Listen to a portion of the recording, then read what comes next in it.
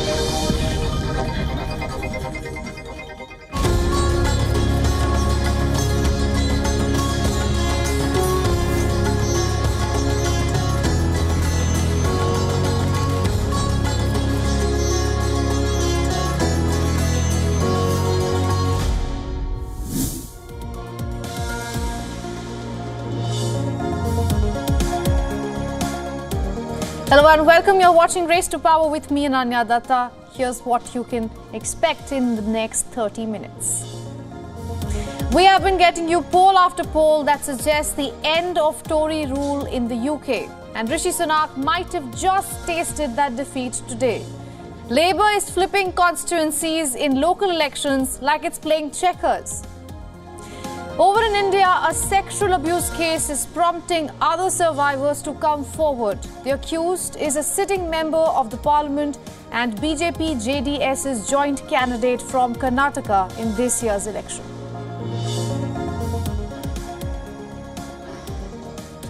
The local elections in England were a litmus test for what could happen in the national elections, especially for the ruling Tory party in the UK.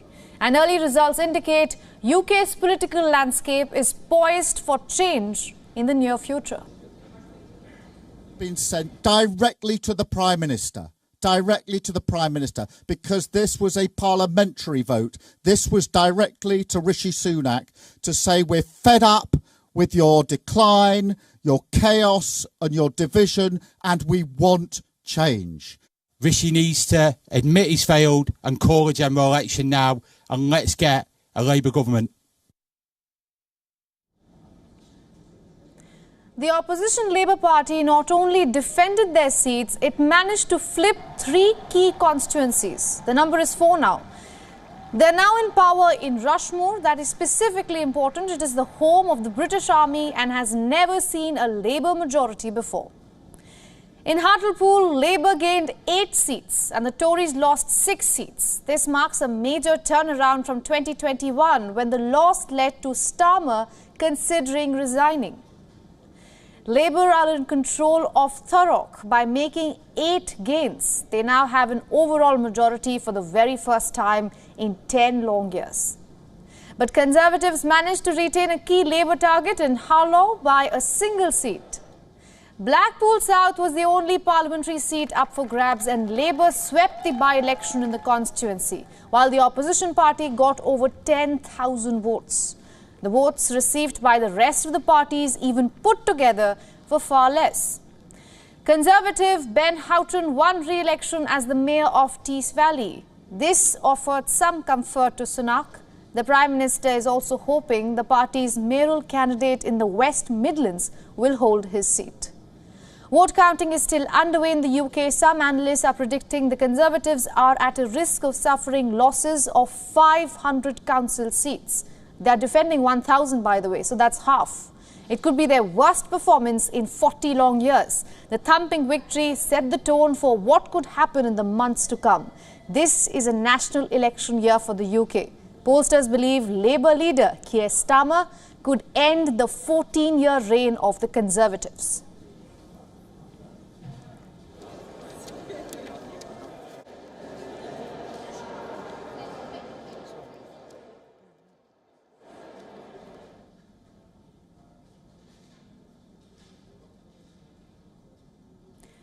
Shifting focus now, we continue to track an alleged high-profile sexual abuse case from India, where a sitting member of the parliament and BJP-JDS's joint candidate from Karnataka has been accused of sexual assault. While Prajwal Revanna, the major suspect, left for Germany before the probe, his father HD Revanna has been roped in. We are warning beforehand, some content of our next story could be overwhelming to some of the viewers. We advise viewer discretion. Here's what we know so far. The alleged abuse came to light after thousands of pen drives were circulated in public places in the state of Karnataka, where Revanna was seen in explicit videos with the women he had allegedly abused. Women, some over 60 years old, could be heard in the clips begging to be let go. Reports say the women are government employees and domestic helps. Just last Sunday, a former cook for the family lodged a formal complaint against Revanna and his father. Prajwal Revanna then fled to Germany after the videos became public, while his father, HD Revanna, remains in Karnataka as of now. This week, the state's chief minister wrote to the Prime Minister asking to order the necessary institutions to get Revanna back to India.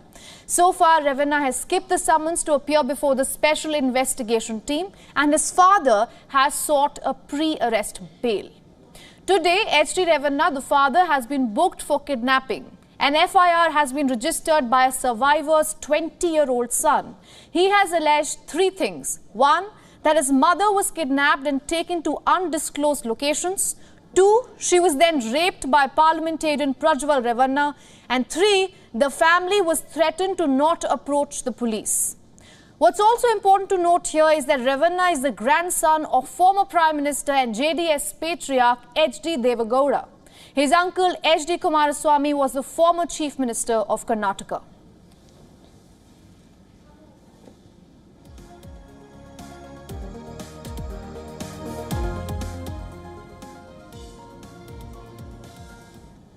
Staying with India, after days of speculations, India's opposition Congress party has finally announced candidates for the Gandhi family bastions of Raebareli and Amethi in the state of Uttar Pradesh. Both seats are due to go to polls in the 5th phase of Lok Sabha elections. The party's former president, Rahul Gandhi, has filed his nomination from the Raebareli seat. He is also contesting Kerala's Wayanad seat, where polling concluded in the 2nd phase. Rahul Gandhi's mother, Sonia Gandhi, vacated the Raebareli seat recently when she moved to the Rajya Sabha. The Congress is fielding KL Sharma in Amethi, the other family bastion that the BJP won in the last general election. Sharma is a long-time loyalist of the Gandhi family. Rahul Gandhi lost the 2019 Lok Sabha elections from Amethi to BJP leader and Union Minister Smriti Irani. Ahead of Rahul Gandhi filing his nomination, the Congress party held a special prayer ceremony outside the venue. The Congress announced its choices for the seats at the last minute after weeks of suspense. Now the Congress candidate KL Sharma will face Smriti Irani in Amethi, and Rahul Gandhi will contest against Dinesh Pratap Singh, the BJP's pick from Raebareli. Dinesh Pratap Singh lost the 2019 Lok Sabha polls to the former Congress chief Sonia Gandhi.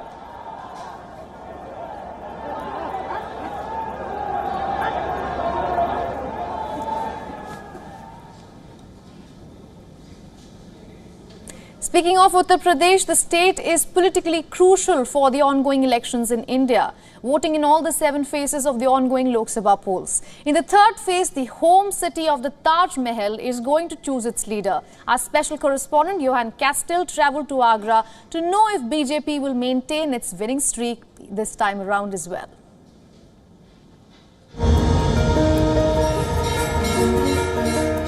Uttar Pradesh state, with 80 seats, higher than any Indian state, will be voting in all 7 phases of India Lok Sabha elections. Last time we got you the voting pulse of the city of Mathura. Our next stop is Agra, the city of the magnificent Taj Mahal. The Taj was constructed between 1632 and 1648 by the Mughal Emperor Shah Jahan. He built the iconic monument in memory of his wife, Mumtaz Mahal.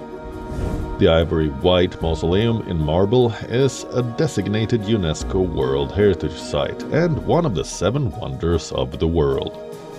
We have reached Agra in Uttar Pradesh for a ground report from the streets of Agra to see what people think about the election and who they think are going to win. We're also going to have a look at some of the nice things to do while you're in town. And obviously, what could be better than a view like this of the Taj Mahal at sunrise? On the banks of the river Yamuna, we met John, a bike tour guide and an informed voter.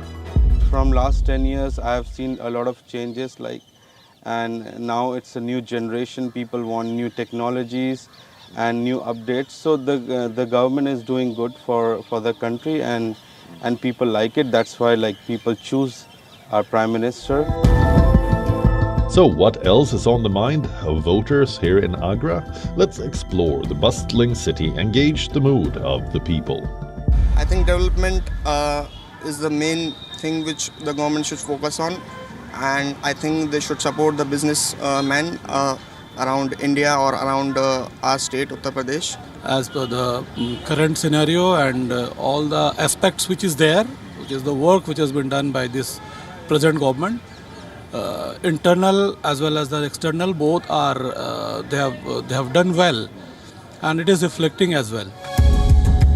The Bharatiya Janata Party has held the Agra seat for 3 consecutive terms, having won in 2009, 2014 and 2019. The vote share has also risen every time. This time, the BJP is fielding SP Singh Baghel, who will be taking on Suresh Chandra Kadam of the Samajwadi Party and BSP's Pooja Amrohi. Can the BJP make it a 4th win in a row? 10 Lok Sabha constituencies from Uttar Pradesh will be voting in the 3rd phase of the elections. Apart from Agra, there's Sambhal, Hathras, Fatehpur Sikri, Firozabad, Mainpuri, Eta, Badaun, Bareilly and Aunla going to polls. As India moves into the 2nd month of elections, campaigning in Uttar Pradesh show clear signs of becoming more intense. After all, it's the state that is said to make or break the government in center, the road to power in New Delhi.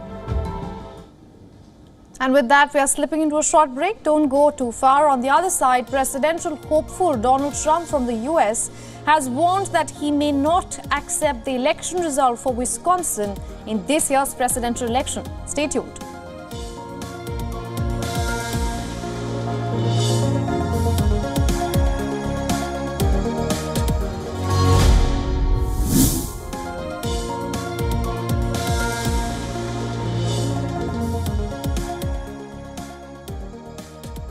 WION Health Resort is unique, the only one of its kind. Experience the 4 paths of natural wellness: yoga, Ayurveda, acupuncture, and naturopathy.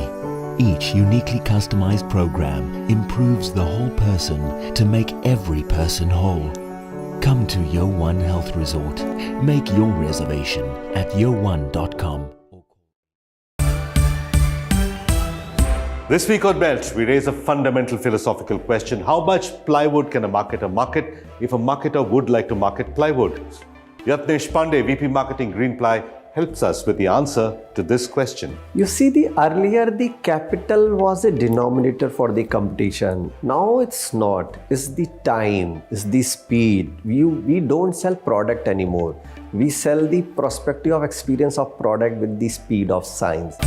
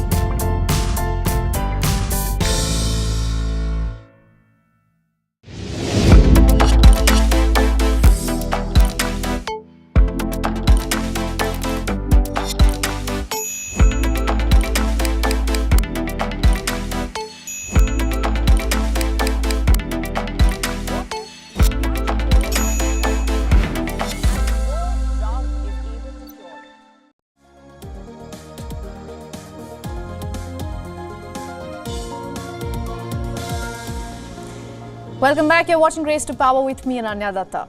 Not a day goes by without Donald Trump issuing shocking comments or statements that make headlines. We are back with another one, and this is serious. The former US president has warned that he will not accept the election results in Wisconsin this year. In an interview on Wednesday, the returning presidential hopeful said that if everything is fair and honest in the election process, only then he will accept the results in Wisconsin. He said, and I'm quoting, "If I do not believe that the results in November's election is legitimate, you have to fight for the right of the country." His comments bring the case of Georgia election overturn back in the spotlight. Trump is currently facing criminal charges on several counts for alleged election interference in the southeastern state during 2020 presidential polls. Trump is accused to have pressured Georgia Secretary of State Brad Raffensperger to overturn the results of the 2020 presidential elections. When it comes to Wisconsin too, the former US president claims he is in fact won the election in the Midwestern state. In 2020, Trump lost to Biden by about 21,000 votes. The Republican leader claims the election was tainted by fraud. He also tried to disqualify almost 240,000 ballots cast for Biden, but was unsuccessful. Now, this is just one quote from a single interview. In a separate interview with Time magazine a week ago, Donald Trump took it up a notch. The Republican leader did not rule out the possibility of political violence around the election. He said, and I'm quoting again, that it depends on the fairness of the process. Trump's comments bring back the memories of the infamous Capitol Hill riots by Republican supporters who stormed the official building on January 6, 2021, in order to disrupt the Congress session to certify the results of the presidential election, which Joe Biden won. A mob of Trump supporters stormed the chambers of Congress and several buildings in the complex, causing damage worth roughly $1.5 million. The two remarks in a span of 1 week beg the question, is Donald Trump hinting that he will resort to pressure tactics and political violence if the mandate does not go his way in the upcoming November presidential elections in the United States?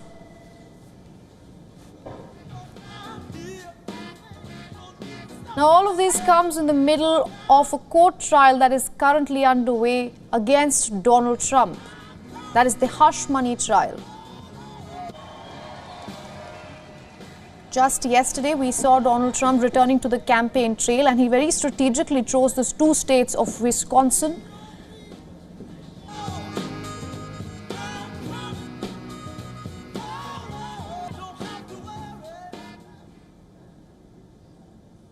Now, to take this further, we are being joined by our correspondent Susan Tehrani live from New York. Susan, good to see you. What do you make of these new statements coming in from Donald Trump?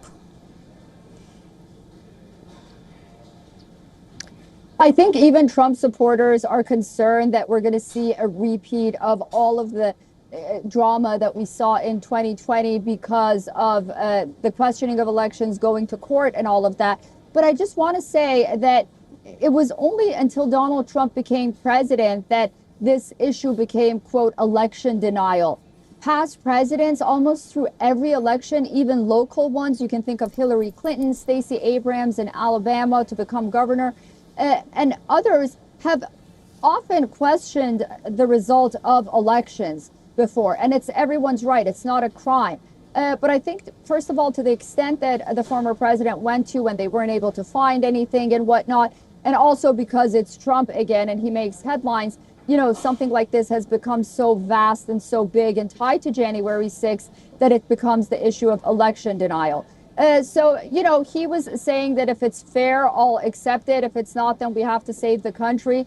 It is what he believes. But I think the majority of Americans really don't want to see, even if Donald Trump is elected, that kind of rhetoric and that path going forward about, you know, just election integrity and whatnot. But I do want to say, you know, the problem is during the pandemic, there were just a lot of rule and law changes that had not just Trump, but a lot of people questioning, whether or not there should just be more monitoring or maybe a different kind of, set of rules for elections. All right, Susan, thank you so much for getting us all those updates from New York.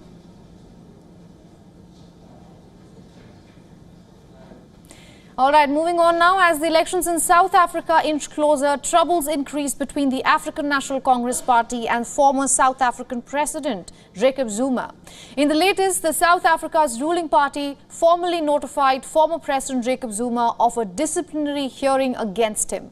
The hearing is scheduled for Tuesday at the party's headquarters. The ANC issued a statement that said that this critical step underscores the party's dedication to its constitutional principles. The ANC suspended Zuma last year after he announced that he will be campaigning for the newly formed MK party, which was the military wing of the ANC during apartheid.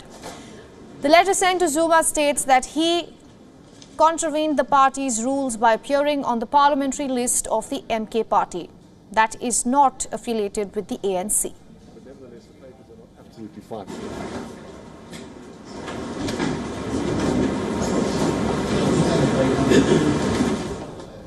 Now our correspondent Kaldin Ongmu gets us more from Johannesburg. The ANC has set down the date for a disciplinary hearing against former President Jacob Zuma, but it is not known whether he will attend the hearing on Tuesday. It's a normal process for ANC to summon members to a disciplinary hearing if they breach the party line. The hearing comes after Zuma declared his support for the Umkhonto we Sizwe party late last year. Zuma remains a member of the ANC, even though the party had suspended him for contravening a number of its rules, including collaborating with another party. Recently, President Cyril Ramaphosa, during his party's campaign, said that Zuma will go through a disciplinary process. He will be given an opportunity to argue his case, and it is up to the disciplinary committee to make a finding and emphasize that the committee works independently. This is Kaldin Ongmu from Johannesburg, South Africa for WION World is One.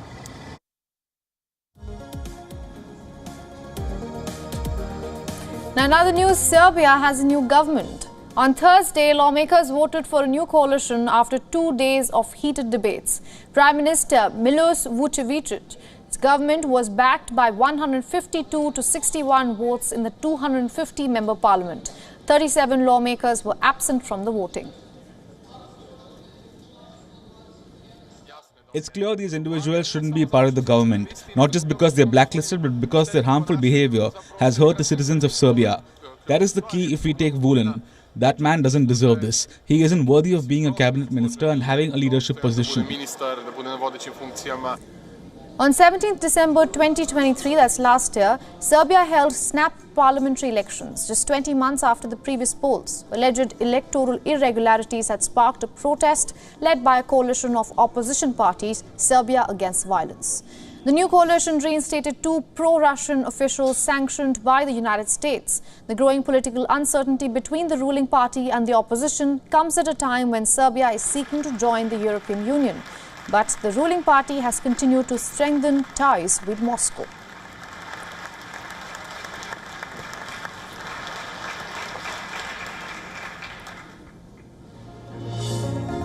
And with that, we are wrapping up this edition of Race to Power. Thanks for watching with me, Ananya Datta.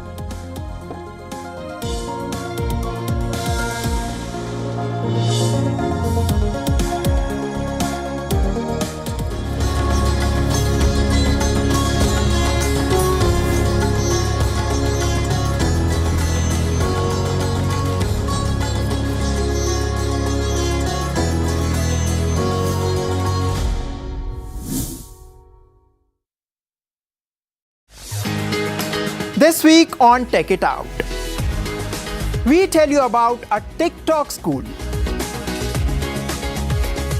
Find out how AI models can help fashion brands promote diversity and inclusion. And we bring you a wrap of all the latest tech breakthroughs. This and more on WION World is One at these times.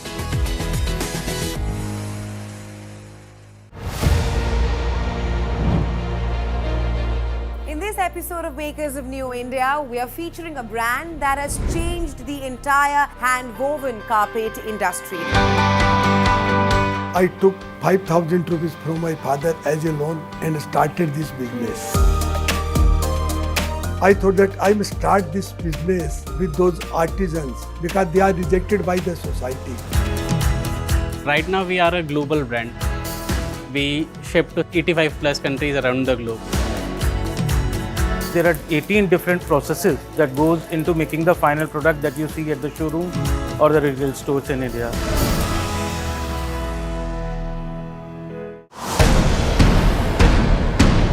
Over 200 people die following flash floods that rocked Kenya and Tanzania concurrently, with authorities announcing forceful evacuations of vulnerable residents.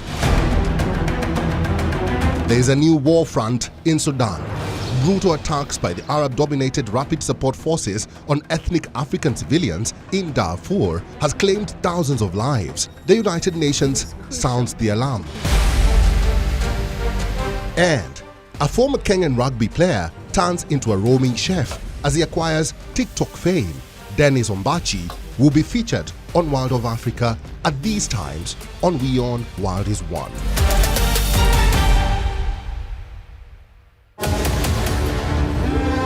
पुरानी दीवारें पार नहीं की जाती, गिरा दी जाती है. As Hira Mandi, the Diamond Bazaar, starts streaming online, we tell you about its creator, Sanjay Leela Bhansali, and explain his love for larger-than-life filmmaking. Get a roundup of the best Met Gala looks of all time. You know you have to tell him sometime, right? And meet American actor Sendhil Ramamurthy as he talks about his recent release, Do Aur Do Pyar. All this and much more with me, Isha Hanspal, on WION E Club at these times. Know more, understand better, think ahead. Hello and a very warm welcome. You are watching Gravitas with me, Molly Gambhir.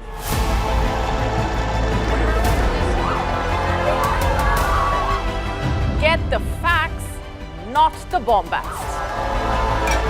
On the 26th of March, dynamic pricing, Baloch separatists, Gravitas cuts out the clutter. Gravitas keeps calm when others scream. Gravitas brings news to life.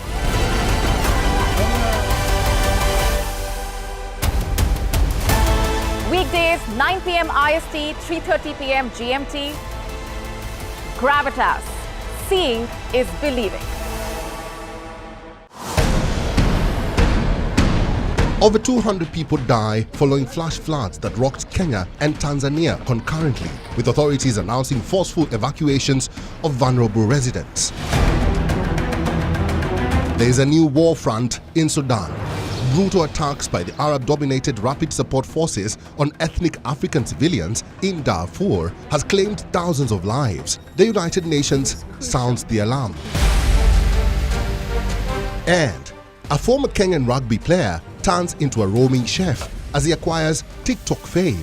Dennis Ombachi will be featured on World of Africa at these times on WION World is One.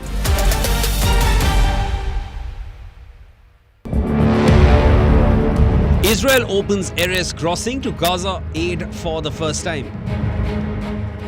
WION reports from ground zero at the Israel-Gaza border. So I'm at the Erez crossing. This is in southern Israel, right on the border with Gaza.